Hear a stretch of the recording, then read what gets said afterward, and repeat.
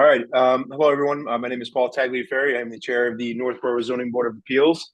It is March 26th and past the hour of 7 p.m. And I call to order the March Northborough Zoning Board of Appeals meeting. This open meeting of the Northborough Zoning Board of Appeals is being conducted remotely pursuant to Chapter 2 of the Acts of 2023, an act relative to extending certain COVID-19 measures adopted during the state of emergency signed into law on March 29th, 2023. All members of the Northborough Zoning Board of Appeals are allowed and encouraged to participate remotely. The act allows the Zoning Board of Appeals to meet entirely remotely, so long as reasonable public access is afforded so that the public can follow along with the deliberations of the meeting.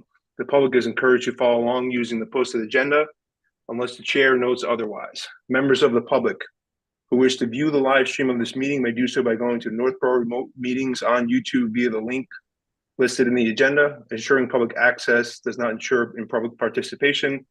Unless such participation is required by law, this meeting will feature public comment. Members, when I please call your name, please respond in the affirmative. Mark Rutan. Here. Fran Backstrand. Here. Susie Cislika. Here. Brad Blanchett. Here. Jeff Grabowski. Here. Staff, when I call your name, please respond in the affirmative. Robert Federico. Here. Lori Connors. Here. All right, so just some meeting ground rules for presenters or applicants listed on the agenda. The chair will invite each speaker or applicant on the agenda by name to make a presentation and speak to their application. Participants will provide their full name and hold until their name is called. Each speaker will be asked to mute their phone or computer when not speaking and to speak clearly and in a way that helps generate accurate meeting minutes. Those responding will be asked to wait until the floor is yielded to them by the chair. Speakers who wish to respond to the comments of others do so through the chair, taking care to identify themselves. Each vote taken by the board or committee will be conducted by a roll call vote. For those in the public, if you are on by phone, please dial *9, raise your hand, and wait to be recognized by the chair. Please note that part of your phone will be visible to those viewing the meeting. If you are on by Zoom, please click raise hand on the bottom of your screen. Wait to be recognized by the chair. The chair will ask members of the public who wish to speak to identify their names and addresses only. Once the chair has a list of all public commentators, the chair will call on each by name and afford 3 minutes for any comments. All right. All Yeah. the speakers on this agenda item are Janet Slamenda, Amy Dunlap, and Dave Parente. There might be a couple of more, I'm not sure. Amy Dunlap. So I have Dawn Rand and Dave Parente. Yep. And then Tim, did you say Tim was coming in too? I'm not sure. I'm not sure who. I see a Tim Mick. Tim Alex, maybe. He's the OPM for this city, for the town from Colliers. He might be on the call. He might be joining. Okay. Oh, okay. Yep. Tim, Alex.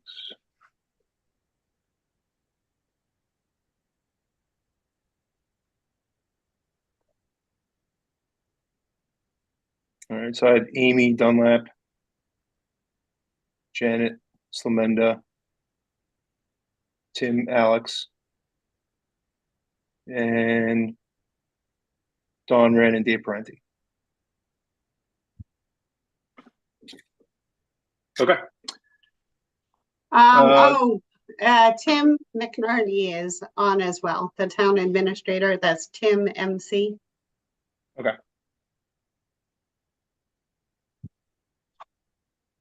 Anyone else? I don't think so. Hope they don't charge by the Zoom participant number. All right, so first up on the agenda is the consideration of the petition submitted by the town of Northborough for a variance of 19 feet from the 20-foot maximum front yard setback requirement, a variance of 113 square feet from the 32 square foot maximum size of the wall sign, and a variance to allow an electronic message center. The applicable property is located at 61 and 65 West Main Street, map 63, parcels 9 and 10. and 10 Monroe Street, map 63, parcel 7 in the downtown business district and groundwater protection overlay district area 3. So we have 2 dimensional variances and 1 use variance. And Lori, just to confirm, site plan will be done by the planning board at a date in the future. That is correct. And Okay. Paul, Tim is Yep. still in the audience, the Oh, he is? town Okay. administrator, Tim MC.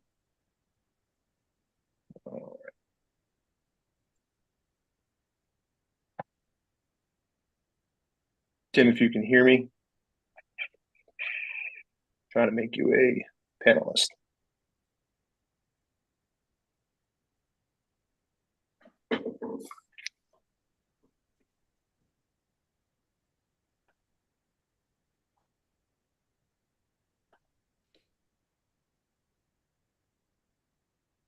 He just sent me a message saying he's good. He'll only join if needed. Oh, okay. He just declined it. Okay. Okay. All right. I don't know who wants to take it from your guys' side, but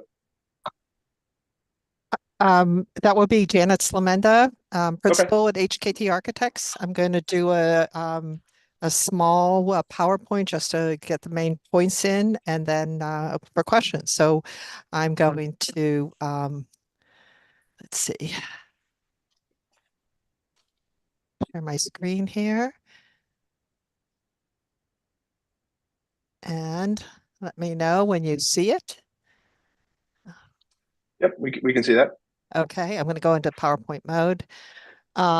So this is the project is the new fire station. I'm going to give you just a quick overview. I talked to Lori about, how much to show and so much has been seen, but so this is our site here. This is the overall site consists of 3 sites that were secured during a previous phase before HKT's involvement.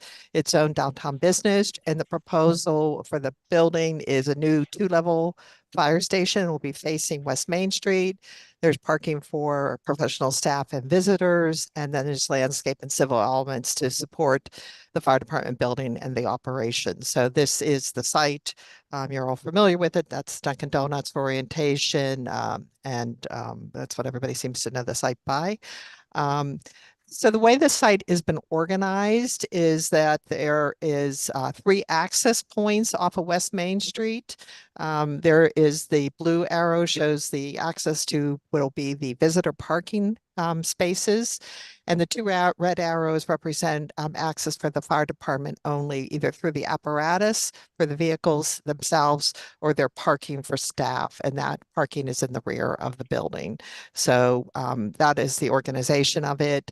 The building is placed to provide the clearest sight lines for the apparatus and the ease of movement for the vehicles on the apparatus apron. And this isn't the apron itself. So when we design a fire station, we always, and we're placing it on the site, where the first thing we're doing is making sure that when the vehicles are emerging from the station during an emergency, that they have enough room to manipulate and have as clear sight lines as they can. And then as they return to the site, that they can actually maneuver their vehicles with the least impact on the neighborhood or whatever's around it. So that is the site organization to it. I'll show you quickly the plans so you understand what I'm talking about for the vehicles. The yellow triangle represent the main pedestrian entry, but these are the big apparatus bays where all the vehicles will be exiting and entering the building. It has doors on both the front and the rear. This is the front of the building.Ese are the main vehicles that will be leaving the station on a regular basis. And then the rear, they will be exiting also from the rear. So it's not a drive-through. It's the way the trucks are oriented, go out front and rear so that they don't have to move vehicles around very much. The ones in the center are less used vehicles. So you will see that as well. So that's how an apparatus bay is organized. In our particular case, we have a 6-bay apparatus with equipment. The second floor is really living spaces for the fire department staff. They live there 24/7. So they sleep there, they eat there, they exercise. There's mechanical placements up on this level, and there's a small mezzanine level off of the apparatus space because of the height of the apparatus space.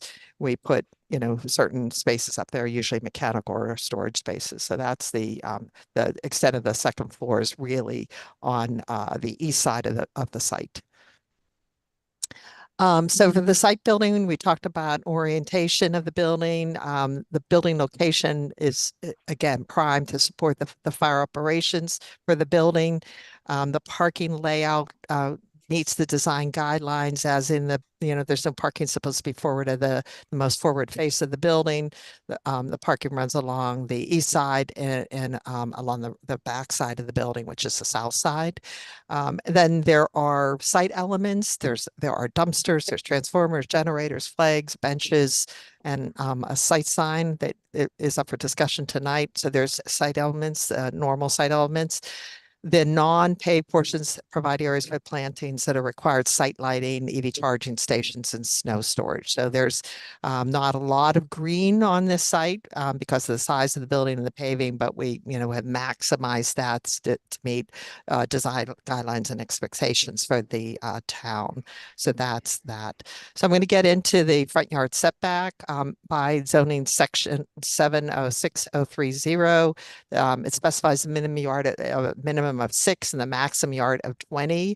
Our proposed building is 39 feet, and I'm going to get my little pointer here so that I can show that. So this setback here, which is highlighted, is the 39 feet from the front lot line, and that's the property line right there. There's the street line right there. So we're requesting 39 feet of request. So why are we doing that? We're doing it so that when the trucks exit and re-enter this site, that they are at an appropriate distance so that they can come back and turn. When they come back in, they always face out. So they have to come onto the site and swing and make a turn and then right. And we want to do that off of West Main Street. We do not want to, every time the trucks are returning to the building, to get involved in stopping traffic on West Main Street. There is one vehicle that may be a little challenged by that dimension, and that is the ladder truck, which is the largest piece of 42 feet long. It's not a piece of equipment that's used on a daily basis, but it's just barely making it on the site. We made a decision a while back that that was worth not pushing the building either further deep into the site, that the majority of the equipment that's coming out of here is about 32 feet long. That's the biggest one. So that this apron dimension here allows that to happen. So that's how it did. So that wall of the bay right here is 56 feet from the property line, and then an additional 15 feet to the roadway. So a total of 71 feet, and that allows all that turning radius to work. And then the administration portion of the building, we also set back because we didn't want the building to come out forward. So every time the truck was exiting and traveling east, that they would be blocked by the building. And there's a curve in the road here. If you know this, there's a little curve in the road, which made it even more of a challenge for the fire department to be able to see. So when we were designing the building, we tried to contain that building as much as possible within that, and not pull it forward. So that's how the building got to be 39 feet away. So that's that dimension right here. Do you want to stop and ask me questions about this, or do you want me to do all 3 of the requests? You could do all 3. Okay. The second one is the freestanding site sign with the electronic messages. This is the use variance. Your bylaw does not allow messaging centers in this district. The town is interested in installing a freestanding LED sign. It would be underneath the building sign in this opening right here, so that they could advertise public events and public messages. They could be anything that the town needed. This is not like talking about, it's talking about basic and important things that might be town meeting is this day. There's a road out, snowstorm coming, please be prepared, whatever it happens to be. So that's the message sign. The site sign itself conforms to the size requirements in the downtown district. So it's not the actual sign itself. It is the LED that we're interested in. The town is interested in having a use variance for. And then the last request is the wall sign, which is this sign right here. And it says Northborough Fire Department, and that is zoning bylaws section 09040G -1-A-1-B. It says the maximum size of the wall sign is 32 square feet. Since the building is so far back from the street at 71 feet, the size of the sign at 32 inches would be, unreadable. So this sign was designed to, enhance its legibility and be responsive to the facade itself. This is a very long facade. And so the lettering was sized that way. So the proposed sign is 145.33 square feet, and we've given it a little bit of dimensional relief because this is a publicly bid project. We're not sure exactly the sign that we'll get, the lettering type we get. We can't control that as much as we'd like to. So when the actual letters are picked and the spacing in between them, we've given ourselves a little bit of inches to work with that. And I think you can, let me see, you can see that. You can see we've given this a 2-foot max number and a 72 feet and 1/8, so that that would be the maximum length that we get. And that'll really depend on the actual letters we get and the spacing and the post sizes and all that stuff. So that is the sign.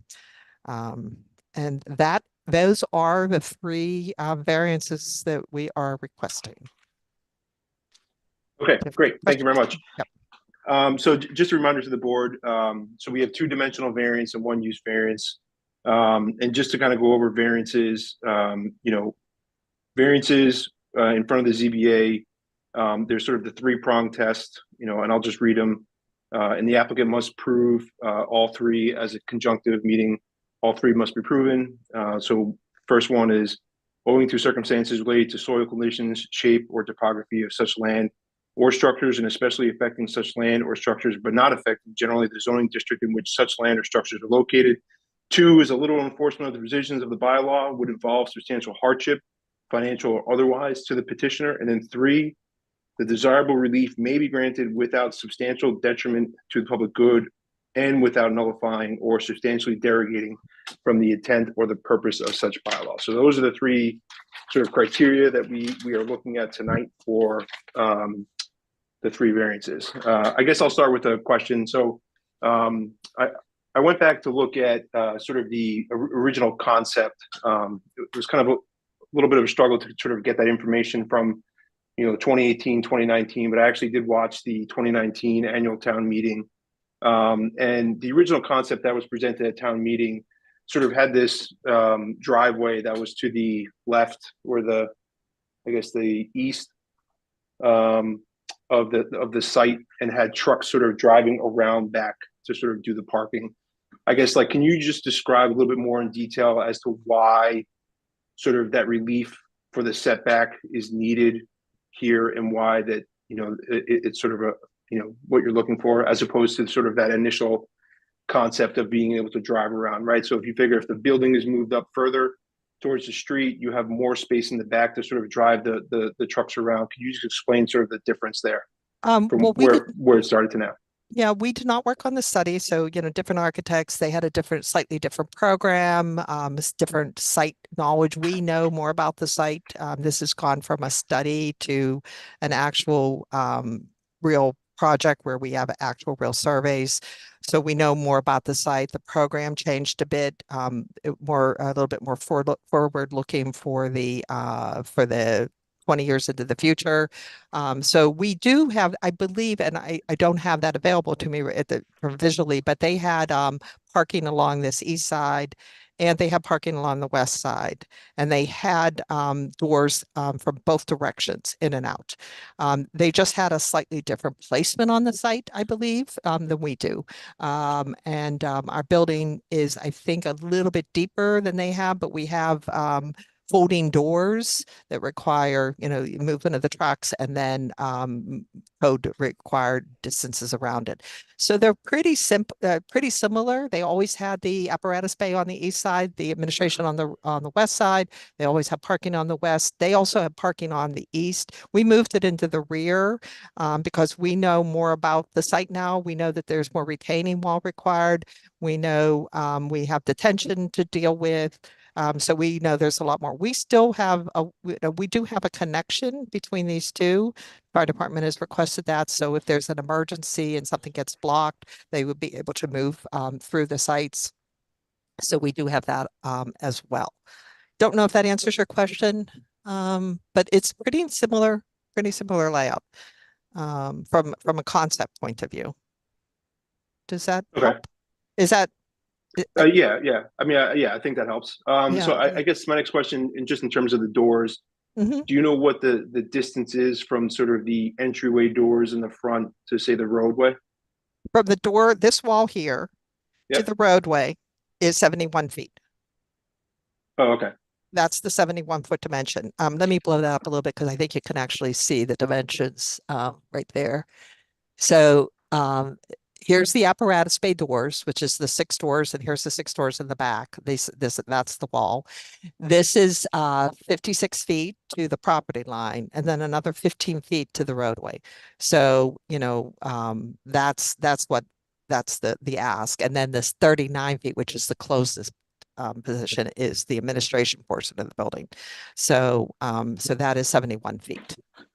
Okay, so 71 feet of basically driveway area. Yeah, it's called an apron, technically. Apron. It's called an Okay. apron. So, Good to know. yeah, and it, it's slightly sloping. We're doing multiple things with this apron. First of all, we have to meet the grades of West Main Street, and then we have the building elevation. So we're trying to maintain a positive slight pitch down to the road because the trucks will bottom out if you trying to roll them over and down a hill, and they're moving in a positive direction to go out. So there's a slight pitch. I think it's less than 3%, at everything, but we're starting with we're not going to be adjusting grades on Main Street. So that's how it gets placed. So you have to look at all of the conditions. You have to look at the site. You look where the utilities are. You look at the basement place. And the building in the back, however, is 50 feet from the face of that building to the parking in the back there. Those are lesser used vehicles, and there's a 30 or 32-foot vehicle exiting out the back, but most of those are smaller. And so those will be face the rear. So the chief can speak to you if you have specific questions about how the trucks move, but the vehicles in the front are all the front line. Those are the ambulances, the pumpers, the tower truck. And so the big first run vehicles go out to the front all the time. So my next question is about the wall sign.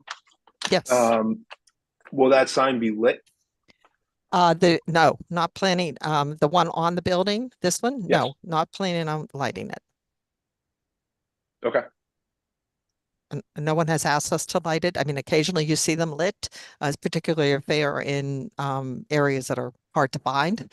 But this will be pretty prominent building. So no, we're not planning on lighting. These are just a post-mounted metal lettering that calls out the building. So. Okay. Are there any comments from town staff? And then we'll go to questions from the board. Bob or Lori? I do not have any questions. Okay. I don't have anything either, Paul. Okay. Are there any questions from the board? Susie, I think you beat Fran with your hand up. So if you want to go ahead. I beat you, Fran. Okay, my first question, can we go back to the inside drawing or the interior drawing? I just had a question, and it just when Paul Oh, was the building, asking, of the building, you mean? yeah, when Okay. Paul was asking about the interior or when the parking had changed when the building moved back, would it matter before when the building was set forward, were the cars going to be the vehicles going to be able to drive through, or was that never an option? They were never planning these people call these drive-throughs, but they're not really drive-through. If the fire department is really going to use this well, they're going to have vehicles facing rear and the front. I don't think that the last group that worked on this had all the information we have about the site. We know a lot more about the site than they did. I don't think it's just that, we did programming looking 20 years in the future with the vehicles. We looked at all the code issues related. Their study was a little bit different than this real project. I mean, they were looking at other things. So I think we know from the turning radiuses that this front wall needs to be that distance to make those vehicles turn on the apron correctly. If we do not have that dimension, that means that the trucks, when they return to the station, will block West Main Street. So we know that from doing turning radiuses. So we did that first. Once we got the building, approximately sized, we met with our civil engineers who did turning radius diagrams to determine the dimension. It wasn't sort of arbitrary. We have much deeper ones in some stations. We have other ones that have different street configurations, but going onto West Main Street is a major roadway and a state road. And we were trying to stay off that property as soon as we could. So that notion is they drive in, they drive forward, they back in, and you have to size it by, the big trucks, not the smallest trucks. So, and again, like I said, this ladder truck here is the only one that is going to be questionable. It's right on the edge, but we made a choice not to push the building even further back, to do that. It had other implications. So, Right. And then my next question, will the apron be kept empty then? Or will it be empty? yeah, Yes. so the apron would have to be kept empty. Oh, yes. Yes. And then if we needed, because the front, I know, and I've had many coffee hours with the fire chief, so that I know that the main calls from the firehouse are usually ambulances and everything. So they would be the vehicles in the front.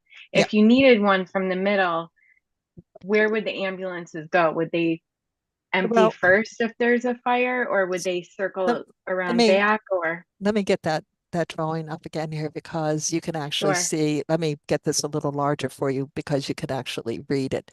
These two are ambulances. So there are two ambulances. There's a third ambulance here. So, that's the chief can speak to that. So you have two ambulances, and then you have three engines, and then you have the tower truck right here. The inner ones here is a boat.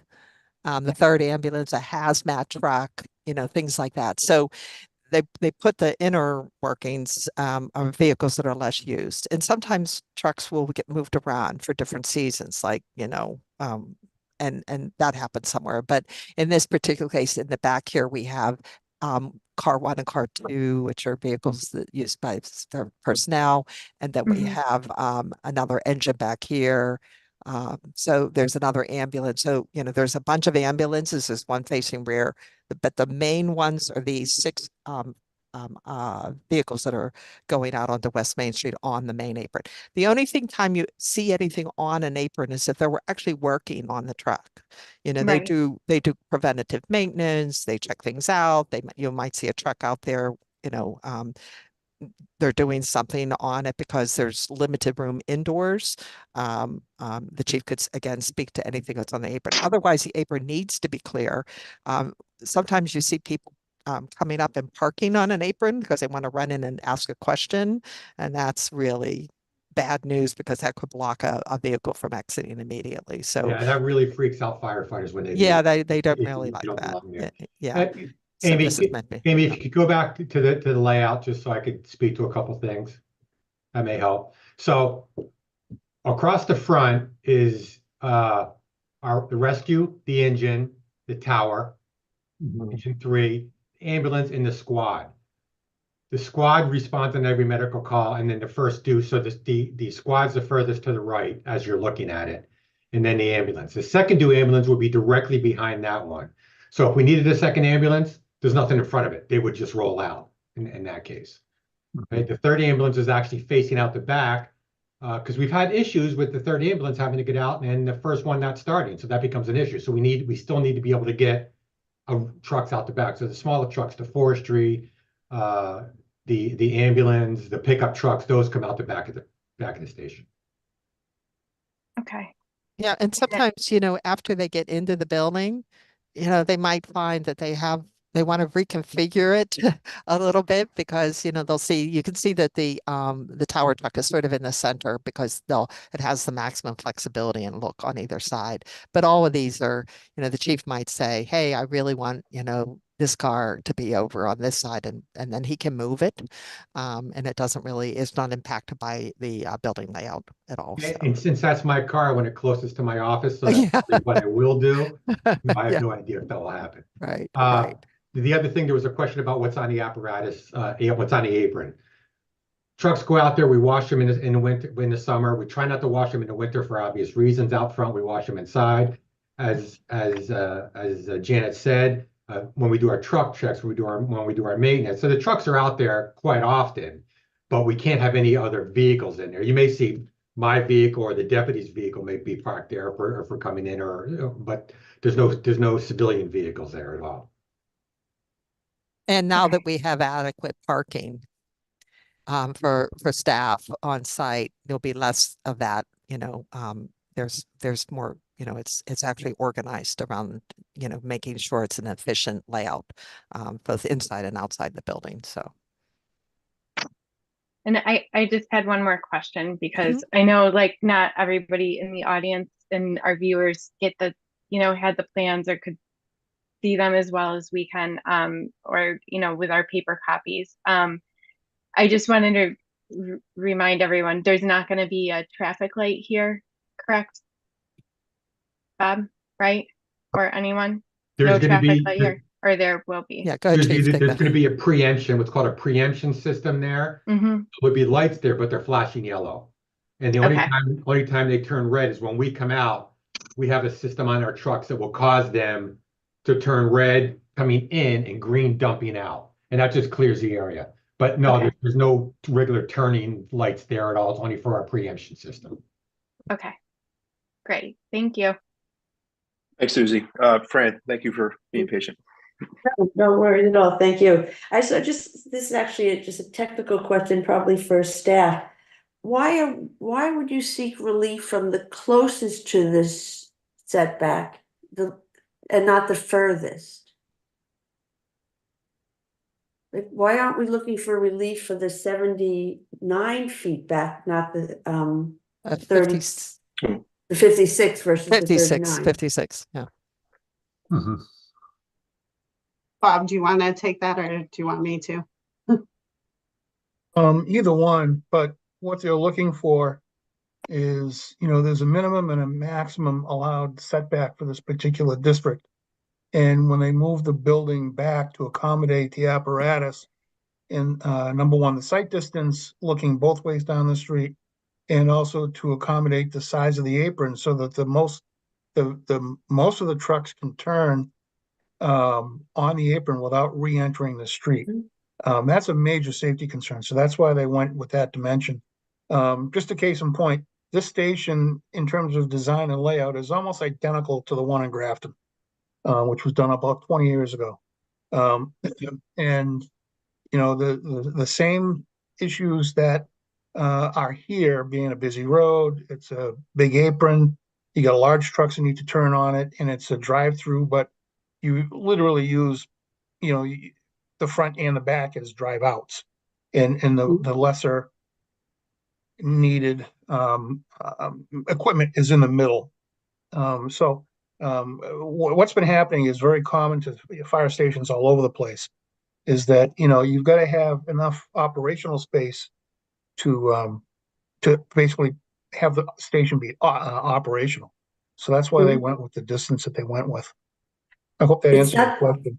No, it's not the distance that I'm questioning. I'm questioning why, and normally our buildings are straight across the front. So if they're gonna ask for relief for setback, it doesn't matter which point of the front you're Right. looking at. But here, part of the front is within 39 feet setback, and the other is 56 setback. So why wouldn't they need to ask for relief for the furthest piece back, not the closest piece?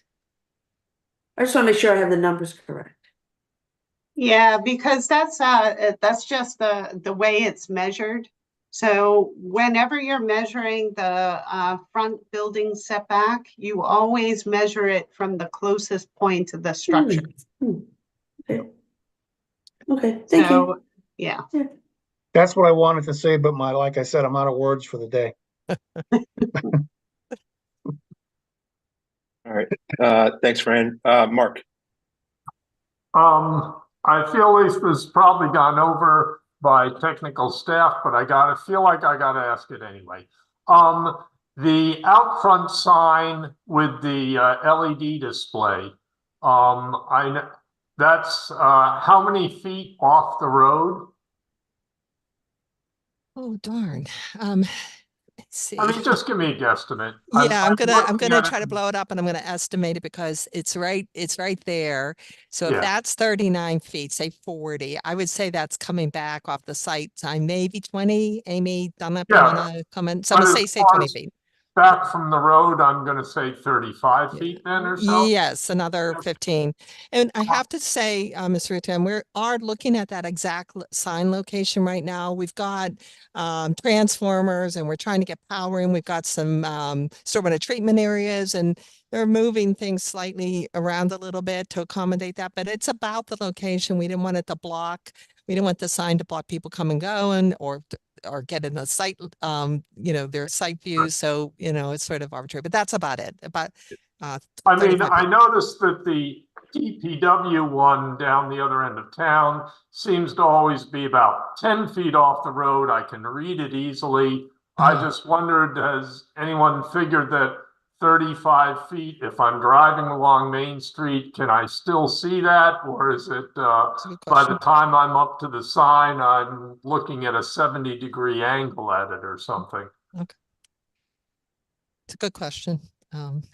We were balancing, I have to say, the landscape or the civil, we were all balancing where that thing should go. Like we'd like to put it closer, but the further you move it up, the more in the way of people moving and turning on and on the site. They've got the curve coming up quickly here, so that kind of takes a little bit of edge off your viewpoint, and then anything coming out of the vehicles would be Well- in their way too. So yeah, it's a good point though. Yeah, it's a But really- I'm happy enough to understand that the professionals are looking at that. Oh, we problem. are. Yeah, we are looking. Okay, thank you.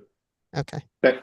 Thanks, Mark. And what I'll just add for that, what's in front of us today in terms of the use variance is the LED electronic message board only. Sort of like the location is probably like a site plan thing, where it's located, how it's set up, how the size of the sign is not an issue. It's the electronic message board Right. is the only thing from a use perspective. Bob, yeah, so you had your hand up. Yes and no. Yeah, just as a point of clarification, in the zoning bylaws, there is no setback requirement for a freestanding sign. So it could theoretically go right up to the edge of the property on the front property line. But as the architect was saying, between underground utilities, because this thing needs some sort of a foundation to be put in, between the underground utilities, the site distances, and all the other stuff they've got to deal with the front of the building, the physical location of this is going to have to be kind of variable until they get all of the underground utilities. Because, and the chief will correct me if I'm wrong, the utilities going into the building typically have to be redundant, for power, for communications, all that sort of thing. And then they have to bring in water lines and sewer lines. And, all that stuff kind of takes precedence over where the sign goes. So the sign is going to have to be kind of fit in, you know, to make everything fit. But I just wanted to bring that point out that there's no minimum front yard setback for a sign. Thank you. Thanks, Bob. Are there any other questions from board or staff at this time?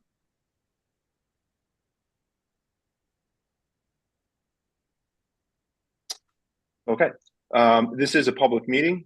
For those who are in attendance in the public, let's see, if you are on by phone, please dial *9 to raise your hand and wait to be recognized.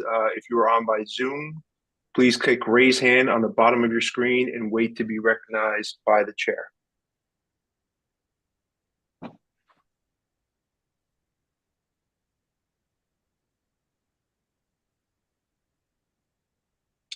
Okay, Brad, if you want to, or Fran, if someone wants to just check to confirm that they also do not see anyone with their hands up at this particular time. Yeah, Mr. I Chair. do not see anyone. Yep, same. Okay, cool. So, Mr. Chair, I do have Yes, a Brett. question now. I was so regarding the sign, I've noticed some of the other towns, Southborough, Westborough in particular, do not have electronic LED sign. Why, can you just give me the reason why you're asking for a sign like this, even though it is not allowed by right in downtown Northborough? I can handle that, Mr. Chair, if you'd like me to. Sure. So when we first started looking at this sign, there was a lot of discussion about how do we get important safety messages out to people. And I don't mean just, you know, check your smoke detectors. I mean, there's a warming station set up at the senior center. The evacuation centers open at the middle school. Those types of critical messages to get out. And also, as I believe Mark had mentioned, when we do have town meeting, we have other important votes, we wheel out the sign that is a programmable sign that sits right on the side of the road by the police station. The other sign we have available downtown right now is a Lion sign. It's not really reliable, as you all know. I'm sure you've driven by and seen it. So the idea was we wanted to have the ability to give important safety messages to the people of the community. And we thought that this is the best way for us to do it and the quickest way for us to do it. Okay, thank you. Okay, thanks, Brad. Are there any other questions from the board?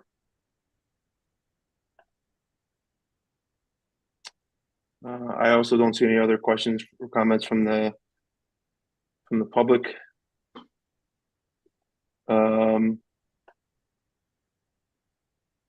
Okay, I mean, if there's no other questions or comments, Mark.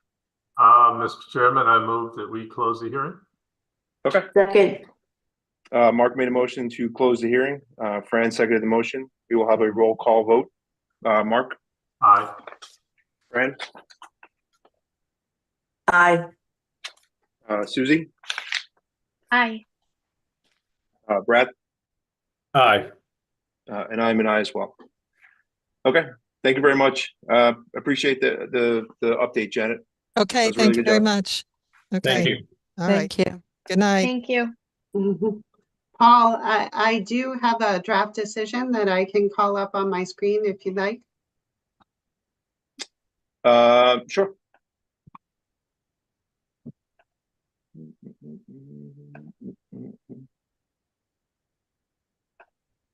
Okay, so you folks are, of course, very familiar with the format. A lot of the language here is just standard submittal information.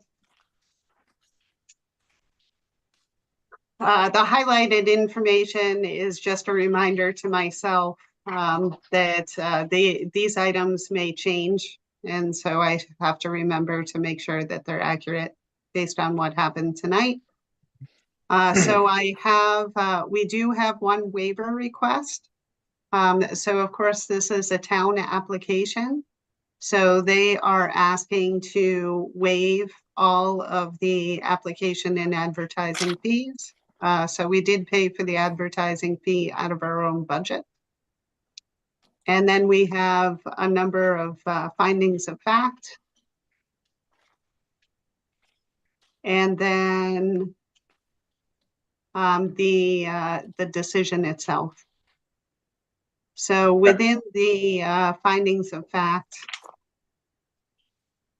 I did mention some justification for the grant of the variances should you decide to see see whether you agree with that. So just let me know what you want me to focus on here. Okay. So I guess just to recap, so there is a waiver in terms of what we'll be voting on for tonight. There is a waiver first and foremost to waive the advertising fees since this is a town project. There is also a dimensional variance for the front setback to allow for the apron. There is a dimensional variance for the wall sign. And then finally, there is a use variance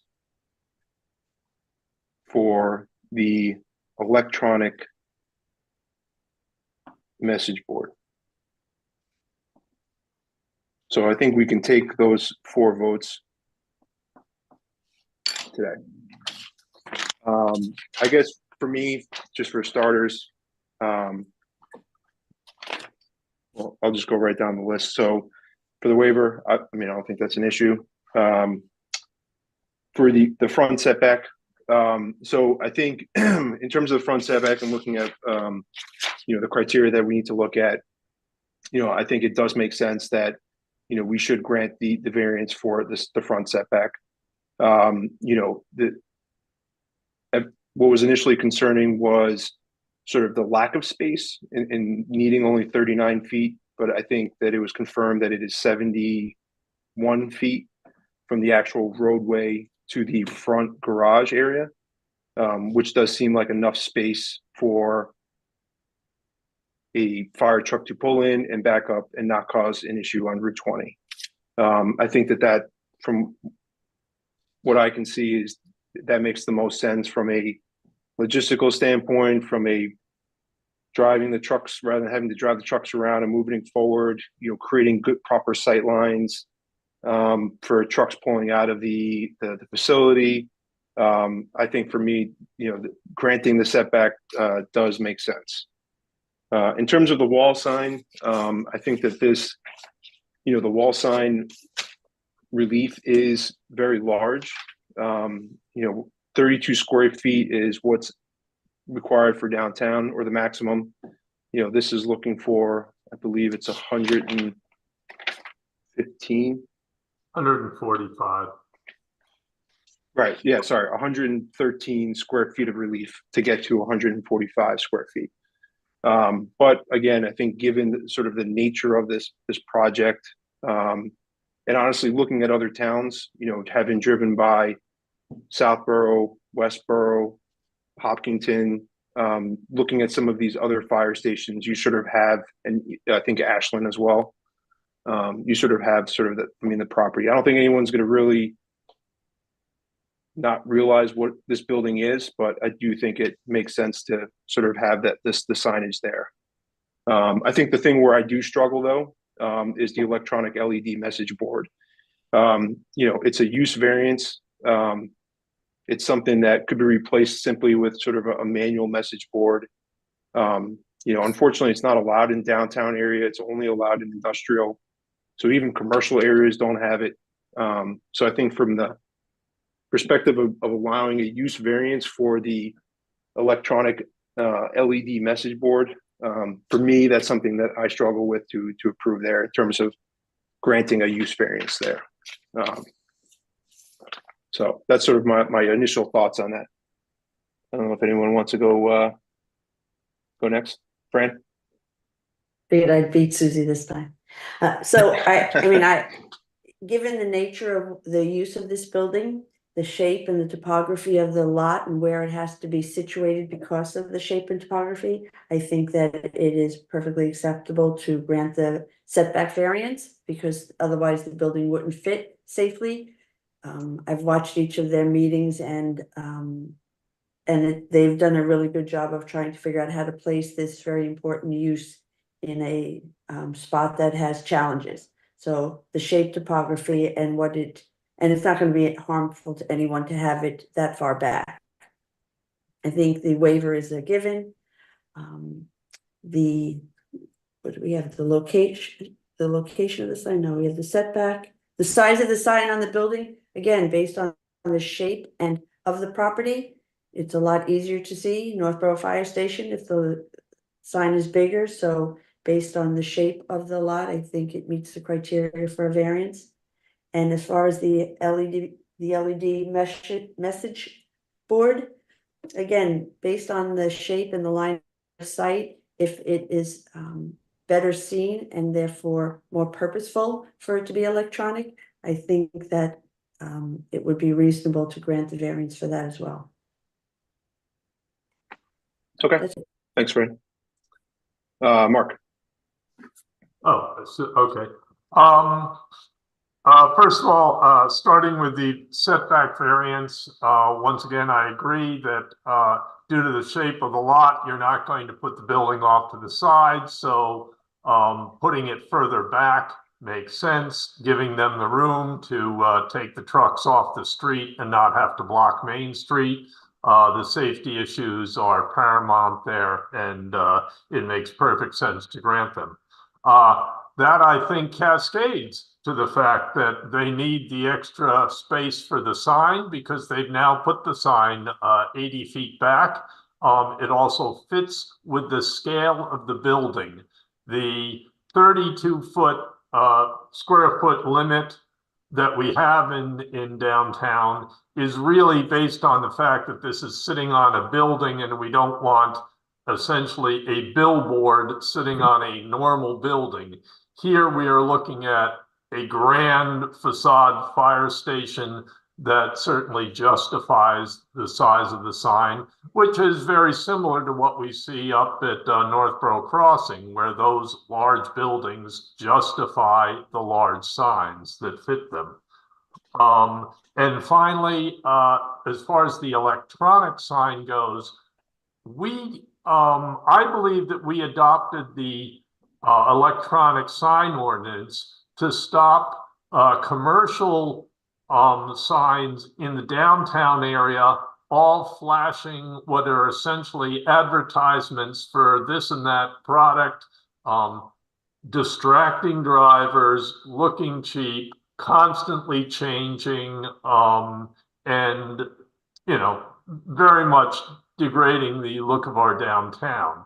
I believe that the LED sign put up municipally is going to have the same message on it for days at a time, is going to be consistent, and is also tastefully surrounded by a sign that once again is in scale with the electronic message. So really what you're doing is you're relieving them from going out there and changing a manual sign. And I think it's appropriate in this case, and is where we wanted to be with electronic signs. It's not an advertisement for anything. It's not going to be changing by the hour, and it's not going to be distracting. I think it'll be a consistent community message. So that's it. Okay, thanks, Mark. Brad, you have your hand up. Yeah, let me just make sure I'm unmuted here.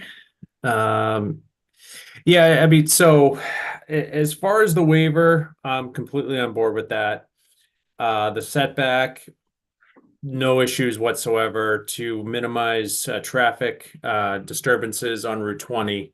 I'm completely on board with the sign on the building itself.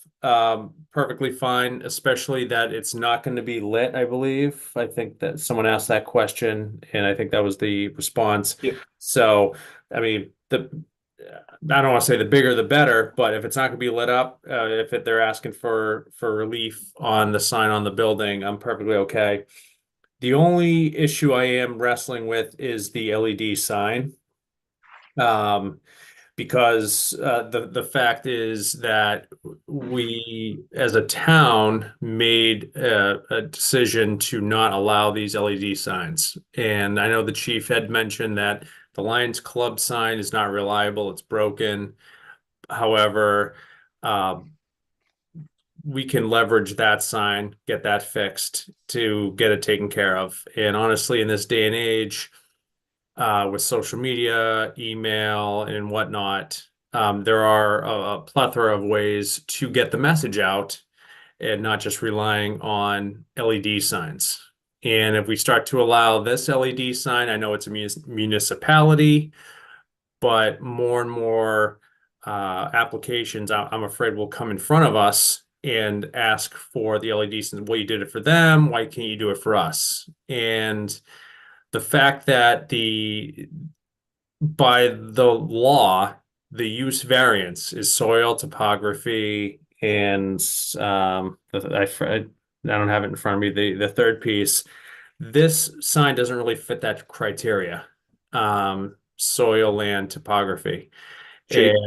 And so the fact that eliminating use variances in this town at the town meeting for the third time in 2 years, it feels like.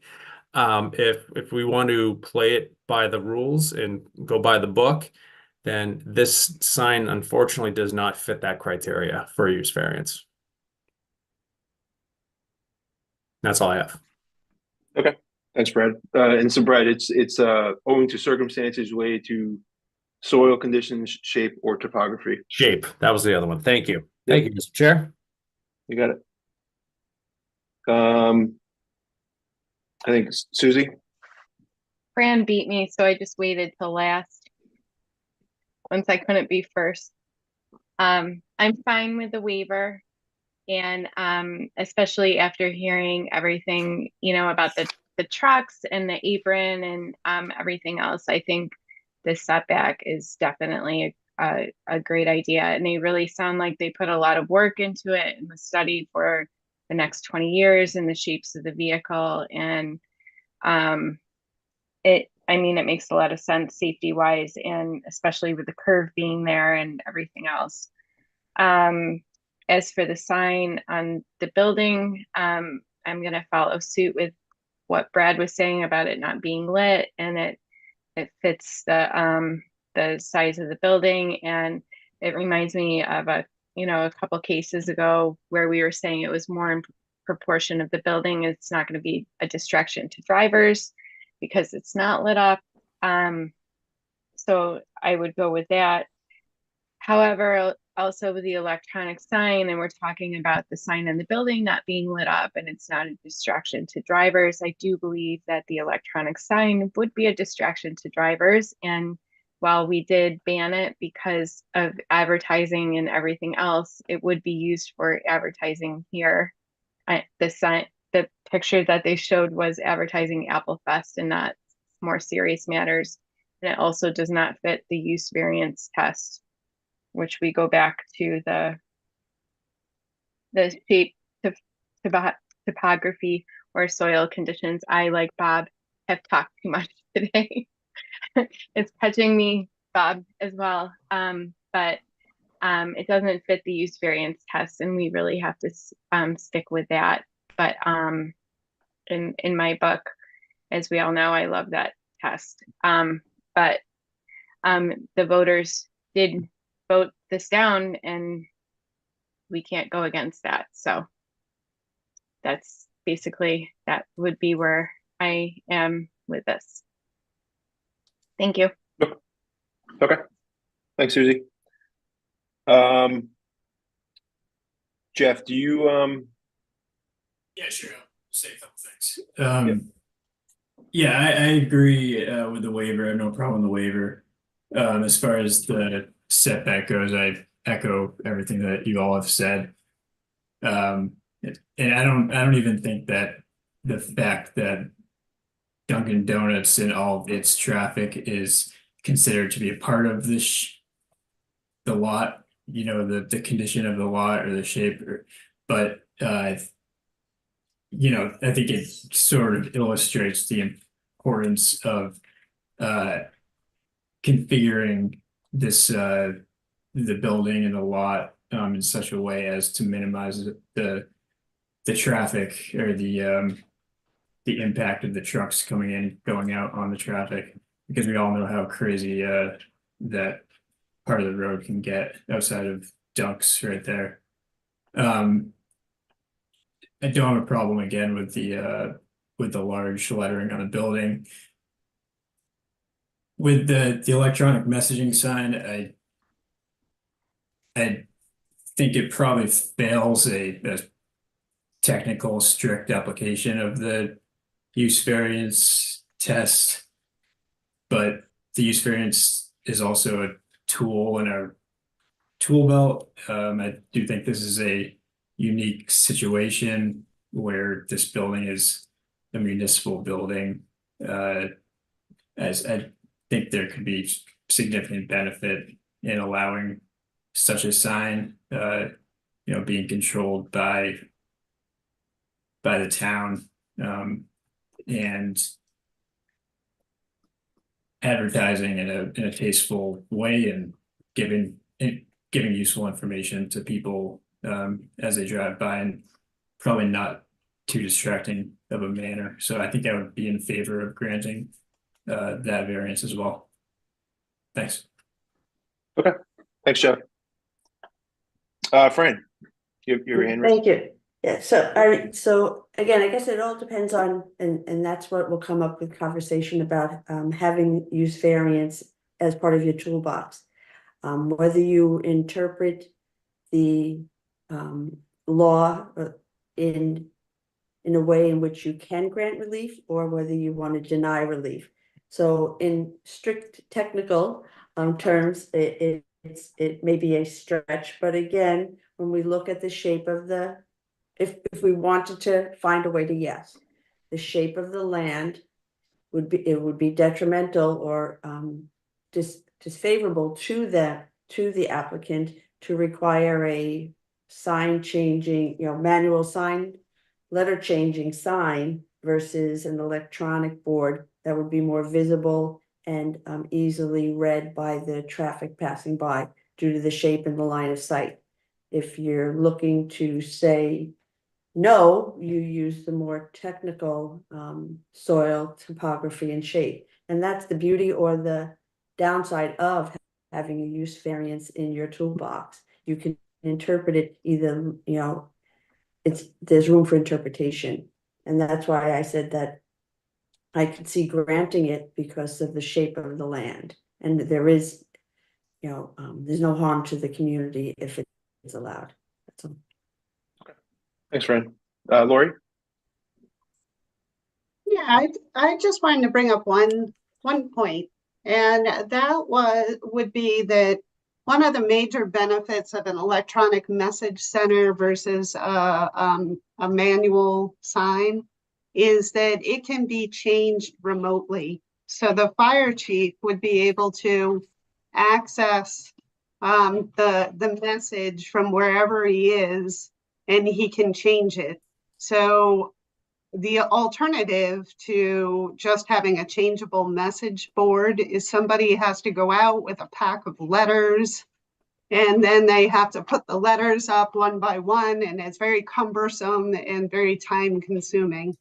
So in an emergency situation, having an electronic message center is much more efficient and timely for getting an emergency message out instantaneously instead of dealing with the cumbersome letters. Okay, thanks, Lori. Is there any other further discussion with regards to these items?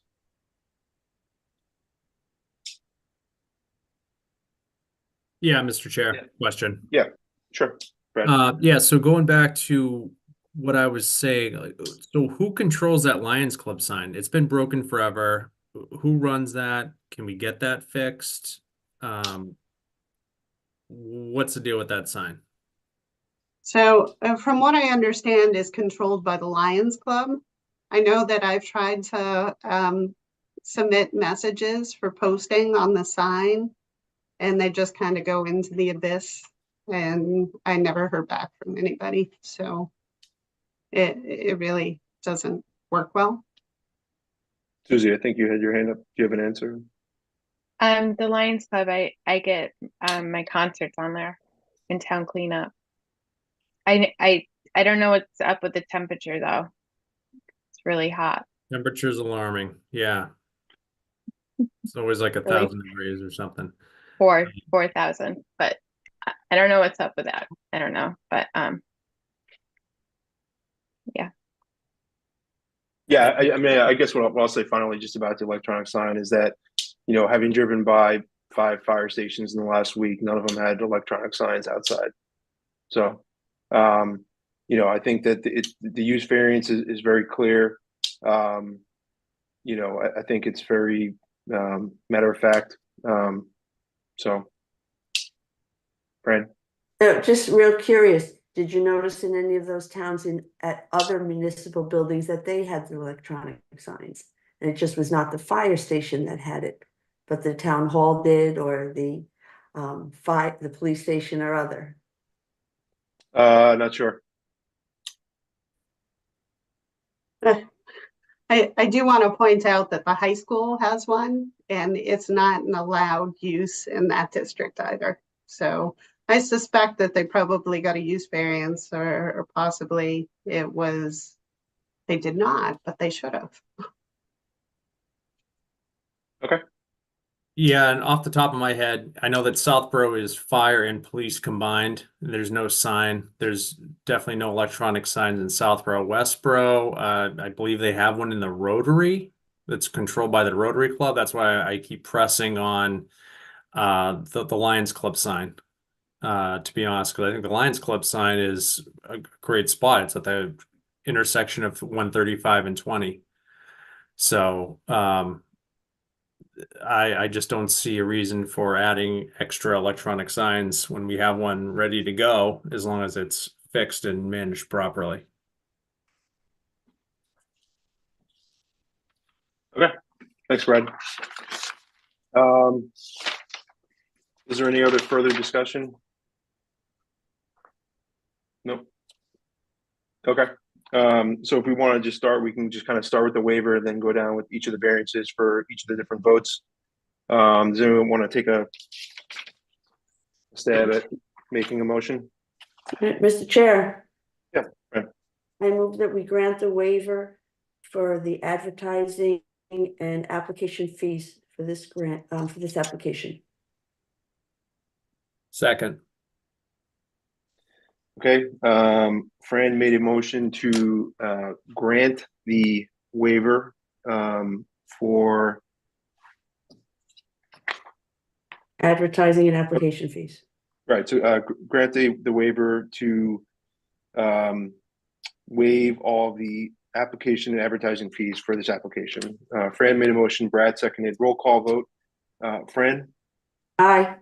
Brad. Aye. Mark. Aye. Susie. Aye. And I'm an aye as well. Okay. Next one, we can do the setback variance. Okay, Mr. Chair, Yeah, Fran. I move that we grant a variance of 19 feet from the 20-foot maximum front yard setback as required. Give him 20 feet. Okay, Mr. Chair, I move that we grant a variance of 20 feet from the 20-foot maximum front yard setback requirement. Second. Okay, Fran made a motion to grant the setback variance for 20 feet of relief. Brad seconded. Roll call vote. Fran, Aye. Brad, Aye. Mark, Aye. Susie, Aye. and I'm an aye as well. So next up is the sign. Wall sign. Okay, Mark. right. Mr. Chair, I Yep. move that we grant a extension of 140 square feet to the 32 square foot maximum for 172 square feet.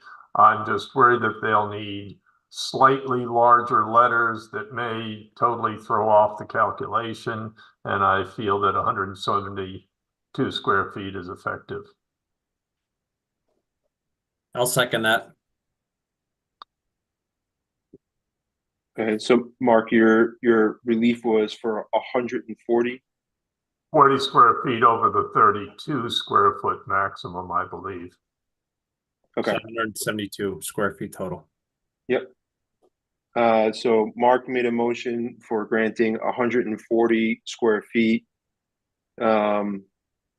over the 32 square feet for a total of 172 square feet. He made a motion to approve the variance. Brad seconded the motion. Roll call vote. Mark, Aye. Brad, Aye. Fran, Aye. Susie, Aye. and I'm an aye as well. All right, and then finally, the use variance. It should be simpler. This is just granting a variance to allow for an electronic message board.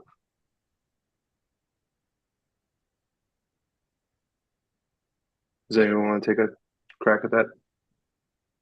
Oh, sure. Mr. Chair, Yeah, Fran. I move that we vote to approve the variance to enable the installation of a freestanding sign containing electronic message center. I'll second. Okay, Fran made a motion to approve. Mark seconded. Fran, Aye. Mark, Aye. Brad, Nay. Susie, Nay. and I'm a no as well. Okay. So that one wraps up that case. So we have minutes from our last two meetings. Consideration of minutes from our November 28th and February 27th, 2024 meeting. Has everyone had a chance to read that?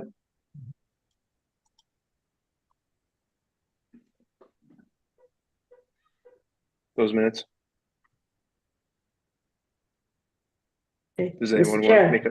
Yeah, Fran. I move that we approve the minutes from the November 28th, 2023 meeting as submitted. I'll second that. Okay, Fran made a motion to approve the November 28th, 2023 minutes. Mark seconded. Roll call vote. Fran, Aye. Mark, Aye. Brad, Aye. Susie, Aye. and I'm an aye as well. And then the February 27th meeting minutes. Was that the one I wasn't at? No, I think you were. No, last month, yeah, Fran, I don't think you were there. So I'll make a No, it motion. wasn't at the one that had the contractor's yard. Oh, yeah. Yeah, I'll make a motion to approve the minutes for February 27th as submitted. I'll second Okay. that. All right, so Jeff, you'll be voting on this one. These are the minutes from the February meeting that you were at. Brad made a motion, Mark seconded. Roll call vote. Brad, Aye. Before you do that, can you just amend it? Because Fran is identified as being present and absent at the same time. So we'll Okay. just move her into the absent category. So So if moved. you can revise that motion, so it would be as amended. As amended. As amended. Okay. So, Brad, you made a motion, As amended. Yes. Aye. and Mark, I believe you seconded. Yes. Okay, so roll call vote, Brad, Aye. Mark, Aye. Susie, Aye. Jeff, Aye. and I'm an aye as well. All right, so discussion regarding hybrid meetings. So this is a topic that I wanted to just discuss with the board. So there was a article in the Community Advocate recently that spoke about the new toys, or sorry, the new stuff that that is currently at Town Hall that allows the ability to do hybrid meetings. I think just from a personal experience, I've been in a hybrid meeting setting for pre-COVID, and it's something that, obviously most people in the corporate world have had to deal with hybrid meetings. It's kind of just a part of life. I would like to start having hybrid meetings if possible, so that we could get the best of both worlds. I do think that there is a benefit for Zoom meetings. I made the point to someone that, the transparency that you get from a Zoom meeting is very hard to compete against. I know a lot of people on this board. We used to have ZBA meetings in sort of the side room of the planning office with a tape recorder to sort of record all the things that were discussed, right? Meaning that no one was able to even hear anyone say anything. You weren't able to see any plans that are currently posted online. So I do think the benefit of Zoom is still very much there in terms of getting the public and getting input from people and being able to sort of navigate as a board, navigate applicants. I think it's a lot easier for people to sort of log in from their homes and not have to travel. Same goes for, members of the public. That being said, I do think there is a benefit to meeting in person. I do think discussions happen a lot more freely. And so I would like to just get sort of the board's input on at least trying at our next meeting to plan to have a hybrid meeting. Now, I will not force anyone to show up, whether it's staff or members of the board, to be in person. That's the whole point of hybrid, is to be able to navigate both in person and a Zoom call while also taking into account sort of the public's input. So I wanted to just bring up this topic for the board and then kind of hear everyone's feedback. Brad. Yeah, no, I think this is a great idea. And if it's, Mr. Chair, if it's up to you, I think it'd be great for us to be a guinea pig for the hybrid meeting.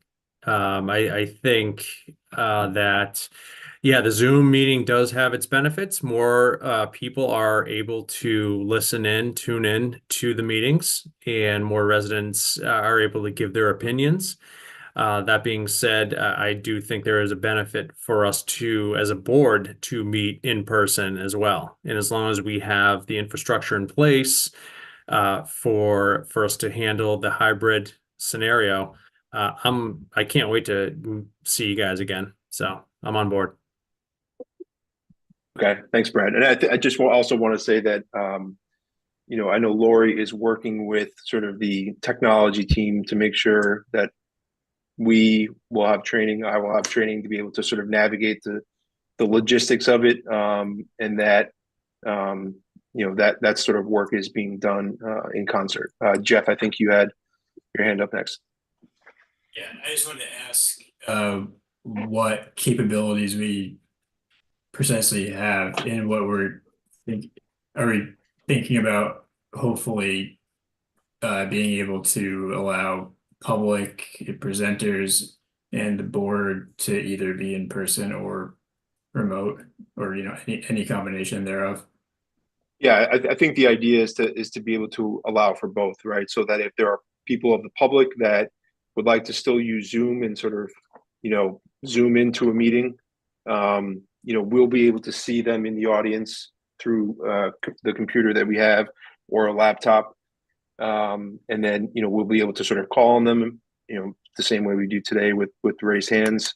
It'll also allow people to show up in person, sort of all the functionality that we have today, but obviously the combination of both. Yeah, I think that's So, great.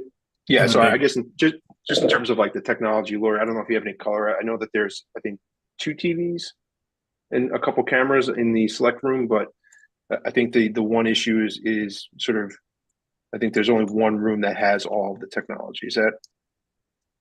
So there is in the first floor conference room, there is a widescreen TV. So we haven't received any training as of yet. So I understand that the technology is all in place, but we don't know how to use it as of yet. So we are anticipating that they will arrange training for staff and board members who are interested within the next couple of weeks. I've been told that the TV operates similar to a laptop computer. So it's going to have a keyboard associated with it. So it's hard for me to picture exactly how that's going to work at this point, having not received any of the training, but they said that they will still have the staff available to host the webinar. So we won't be left on our own as far as that's concerned. So it would just be a matter of, relating to people who are in person and relating people who are remote on the screen. So, yeah. So we'll know more after we have the training. Okay. Fran.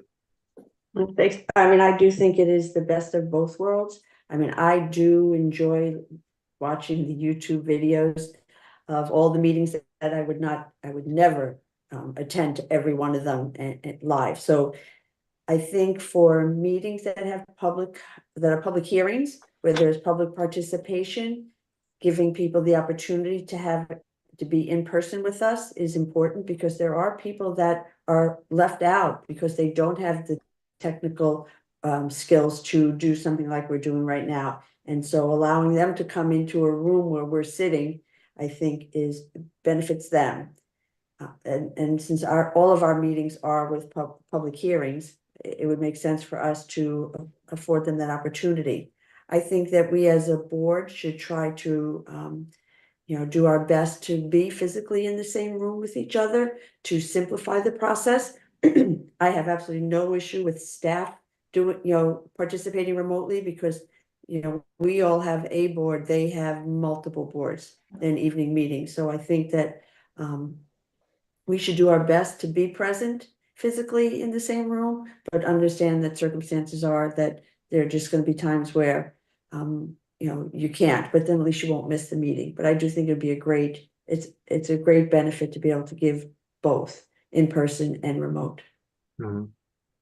Okay. Yeah. Yeah. Thanks, Fran. Yeah. Oh, sorry, Mr. Chair, real quick too. And some of the staff probably doesn't live in Northborough. So if they want to get home and at a reasonable time and get into bed at a reasonable time, all for it. They don't have to stick around good old Northborough until 10, 11 o'clock at night and then have to drive home.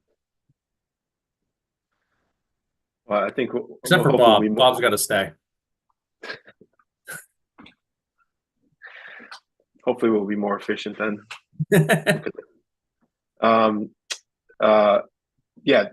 Thanks, Fran. I think, I personally, I would not require anyone to come in person for our meetings. I think that the whole purpose of hybrid is to be able to do it from whatever location you want to do it to. But I understand what it is you're trying to convey. Susie.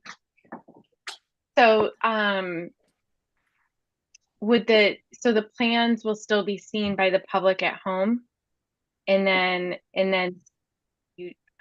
on the YouTube. I'm sorry, I caught what Bob had with the speaking problems here. So the plans will still be able to be seen by the people at home, and then we'll be able to see it on a screen all together instead of like cramming around a paper I mean, we all have our own paper copies, but we'll be able to share it on a screen in person as well. I mean, I've been to Board of Selectmen meetings in person, but just Yeah, I trying mean, to get the logistics in my what, mind. what I would say is, as you know, as someone who's watched recent meetings in sort of preparation for tonight, most recently the financial planning committee meeting, like, you know, where the police chief and the fire chief presented their, you know, capital improvement plan budgets and stuff. You know, they obviously had a PowerPoint deck that they went through to sort of present all of their stuff. And as someone who watches it on YouTube, you can see exactly what it is that they're talking about. So I don't suspect that that would be any different. Obviously, a financial planning committee meeting doesn't require public participation in terms of the hybrid capabilities, but I think that's probably the one tricky part that we'll need to figure out. But I think the goal is to try to get to a point, or at least make an effort. You know, the town, or I should say the select board, did allocate the money to buy the stuff. We should at least try to make an effort to use it. I mean, you know, I like, think, yeah, because that was my main concern before, and I think Fran's too, when we were considering this before, and we were very concerned about the people at home and not being able to see the plans and not being able to participate. And now that that roadblock's being taken away, you know, I'm all for it. I don't know how my car is going to fit into the building, but other than that, yeah, I mean, I'm all for seeing all of you. I mean, I met Fran after we had been on the board together for like 8 months, and she's like, I didn't know you were so short. And I'm like, I didn't know you were so tall. So, Jeff, I still, you know, I have no idea how tall you are still. So we'll see. You Not know, gonna tell you either. you know, it's gonna be crazy. You'll have to find out. Yeah, I know. So much awaits, but Then you're gonna get to Uh, see that Brad wears shorts 10 months out of the year. That's right. Yeah. I may put pants on the first meeting we have back in person. You never know. Lori. Yeah, so the way I understand it, so if we're meeting in the first floor conference room, there will be no cameras. So in order for plans to be broadcast in the way that we're used to it being broadcast via the Zoom, they will have to be plugged into the webinar as if they're remote, even though they're going to be in the room. So if they are not plugged into the webinar, then the audience won't be able to see those plans clearly, because the TV screen is just going to be capturing, I believe, the people sitting in the room. So not quite sure how that's going to work, but that would be a problem if they don't hook into the webinar. Okay, and I think like some of like yeah, I mean, I think again the logistics probably we need to talk through, which is probably why, I mean, we have until, you know, 2 months from now before our next meeting. So there is some time to talk through some of the logistics. I know that the upstairs room does have multiple cameras, but yeah, I guess what I would say is it sounds like everyone on this board is willing to try to have a hybrid meeting if all the technology issues are solved. Is that a general statement? Yes, of agreement to a certain extent. Okay. Yes. Are there any other comments with regards to hybrid? Okay.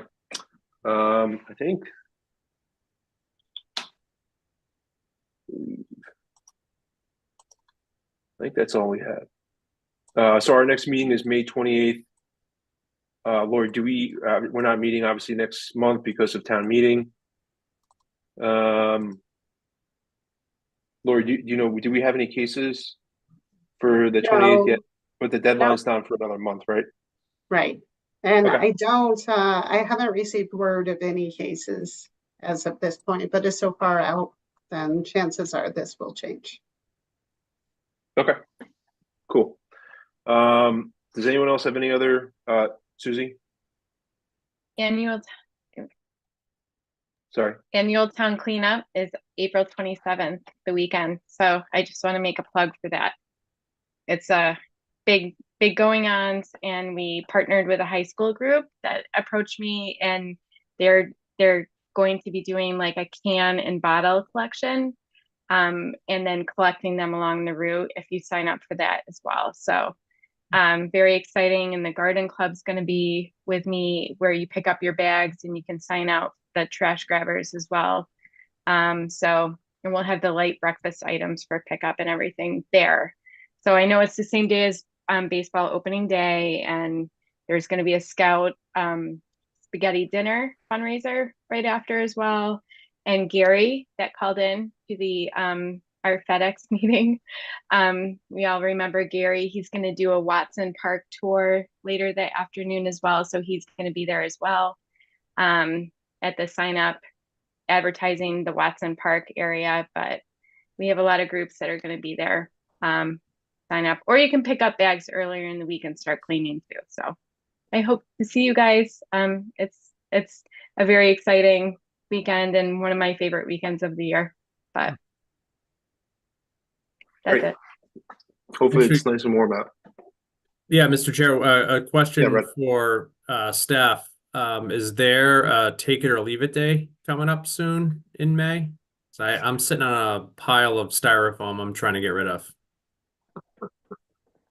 I'm not Take it or sure. leave it day doesn't usually have a styrofoam drop. That's like a specialty. But I see it sometimes that you'd have to reach out to the, or what is the committee with Ingrid Molnar? The What are the recycling committee. committees that, yeah, the recycling committee, they Okay. would know. Yeah, I would reach out to them. We probably You could won't have also a reach take out or to leave it day. Scott Charpentier. I believe he's taken over the planning of events like that. Okay, thank you.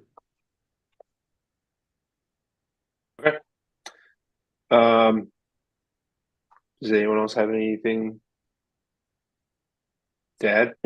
We can give a real quick update on the master plan implementation committee.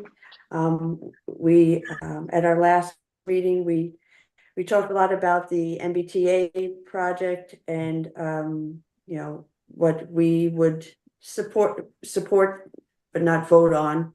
You know, additional housing in our downtown area to revitalize it.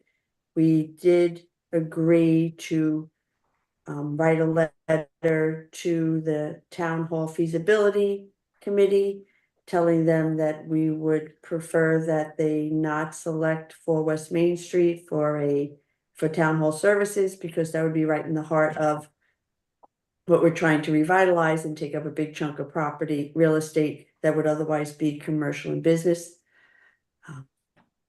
We also said that we would prefer that they don't use 11 Pierce Street for municipal uses, because that also is in the core area of what we are trying to revitalize. But that letter was going to go to the Bill Pierce, the chair of the town hall feasibility study, letting them know that master plan implementation would like them not to consider those two. That's about it. Okay. And what is the timeline for the town hall feasibility study?